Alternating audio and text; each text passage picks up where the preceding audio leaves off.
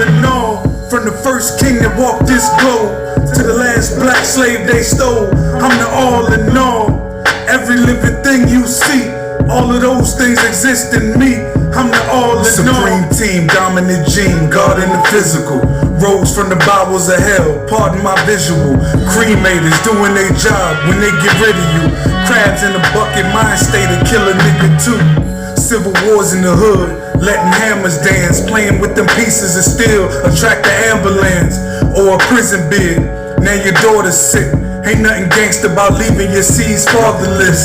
So I study self and subtracted crime. It takes supreme mathematics to heal a grafted mind. For the 2 and the 3, you need the 1. The only way to get to the Father is through the Son. I met a lot of dudes on that used to shit. They come and go every day, I'm getting used to it. Far as self go, I'm planted on the square. They unalike to a law, they planted over there. They don't respect the history, they don't recite degrees. Well, we be using them both to reunite the seeds. Yellow to the brown, brown to the black. Accepted or rejected, you repel or attract. It's been over 50 years, he been gone so far. Now that's a powerful cipher, peace to Allah.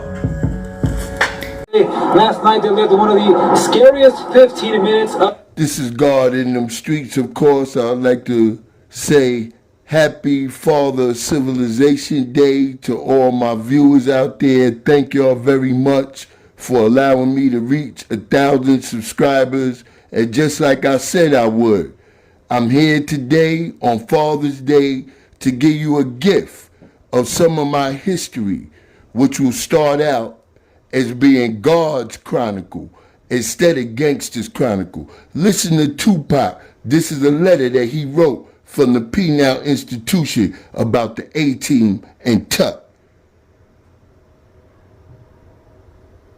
When them dudes got the pistols to me, man, who was that, man? It was these fools from New York, this gang out there called the A-Team.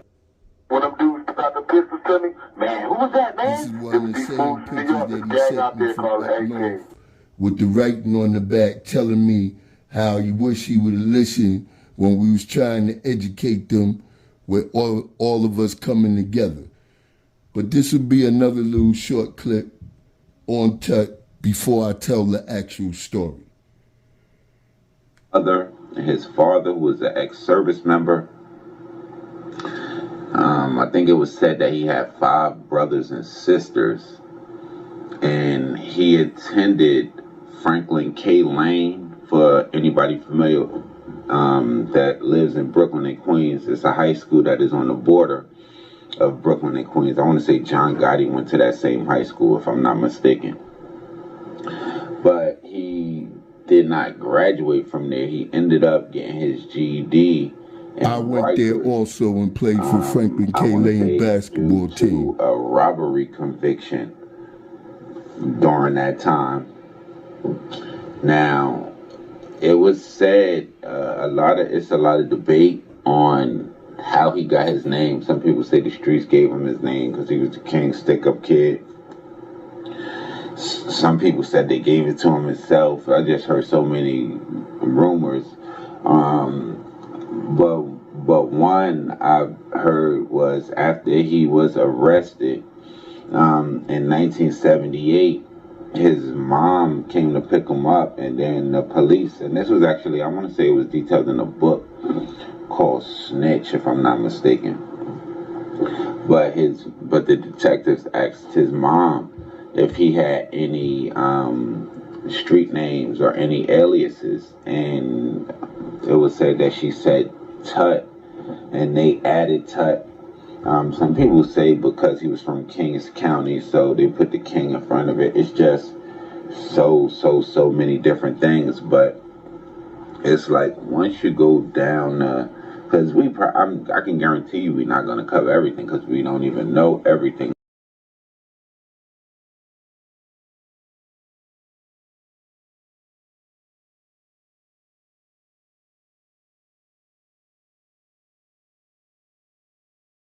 Yes, and once again, before I go into this story, Tuck was the first individual that the feds brought about the 3 strikes you outlaw pertaining to your criminal background prior to any federal case.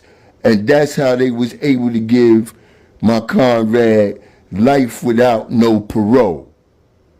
He was the first guy in New York that was tried for 3 strikes you out, and they pretty much got him for that. He's been in prison ever since, and I want to say they arrested him after he was about to have a charge thrown out. So yeah, they really wanted to get him off the streets. I'm not gonna give up everything. I'm gonna let y'all hear a little bit about the detail of that arrest. Like I said, once again, we gonna get into a little bit more details about what took place. At first, what happened was, like usual, we just young cats moving around our projects in Cypress Hills, and somehow I met up with him and another individual at that time that I'm gonna call James Cagney. Drac was very young, I say about the ages of 12 or 13 years old, because I was no more than 17, 18 at this time. I want to say that this was during the summer of 1980 before I went off to college. And this was one of the reasons why I went off to college, because I was really running wild that summer. So we all get together. My man TC, aka Black, from the middle of the projects, he had his mother's car, you know? So we decided to jump in his car. We rode out first to places like Forest Hills and Breezy Point. Why? Because those was predominantly Caucasian neighborhoods. Matter of fact, we was out in maybe, I want to say, around South Shore Boulevard or whatever, on that side, Fort Hamilton or whatever, you know. And at first, they was ready to jump out and run into a bar. But like I explained to them, most bars in white neighborhoods, especially back then, they full of cops. So that wouldn't have been a good move. We decided to pull over because we seen a party, and I know a lot of people would say, you know, that these is acts of savages, and at that time, you know, we justified in our mind, after all the atrocities that was done to us as black people over here in the wilderness of North America, that it was all right. And we was about ready to run into a party that people was giving. But once again, it didn't take place. You know, we got back to the car, and it was a good thing, because for the moment, the car wouldn't start. So it was meant for us not to pull no caper out there around Fort Hamilton. So we finally decided to leave. I might have this part a little mixed up because I don't remember totally whether we dropped Drac off before or after we ended up getting that JVC radio. But anyway, what ended up happening is that we ended up over there by Betsy Hay Pool. While we was driving along the side of Betsy Hay Pool, which I would like to say, you got two sides, the Livonia side and the Riverdale side, you know, and I would like to say it might have been on the Riverdale side. And we ran into two Spanish dudes with a one-speaker JVC radio. And we hopped out the car on them.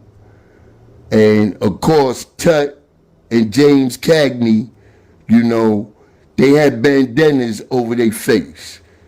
And I walked up on the dudes, you know, shook them down, got the money out of their pockets, and took the JVC radio. We jumped back into the car and we sped off. Somehow, that night, we ended up down at Skate City. While we was at Skate City, we was about ready to do some more crimes because we was looking for individuals that wore a lot of jewelry. Matter of fact, it was one guy at that time that had just came out with a big name plate, and his name was Mike, and it's supposed to it was supposed to be about 100 pennyweights. I really wanted to get him because at that time, anybody that had anything or robbed any 5%ers or whatever, I just thought you was that type of individual, you know, you was capable of getting it. But of course, my comrades, they knew him, they got out of the car, they socialized with a bunch of individuals, and we got back into the car and drove off. We spotted one dude, and we was following him, but I guess he must have got hit, and he decided to hail a cab, and he jumped into the cab and speeded off. After that, we ended up back on our side at the White Castles on Atlantic Avenue. I'm leaving out a little bit because we ran into this little chick from LG at that time that was a boosted chick, and her name was Little Bit. And we brought her back with us, and we ended up spending some of the money that we got from robbing those two Spanish dudes for the JVC speaker, one speaker at White Castles. We all agreed, or I agreed, that they could keep the money and that we would in return sell the radio and I would get the money from that. That's going to be part 2 to this amazing story. And the reason why I say it's an amazing story, y'all, because at the end of this, it's going to show you that back in those days, we could have conflict of interest with things and maybe be willing at one point to take each other's life, and we could squash it and still come back to being best of friends. And that's long before individuals went away to do their penitentiary, bids. So without further ado, this will be part 1 of the God's Chronicles. Instead of Gangster Chronicles, it's going to be God's Chronicle.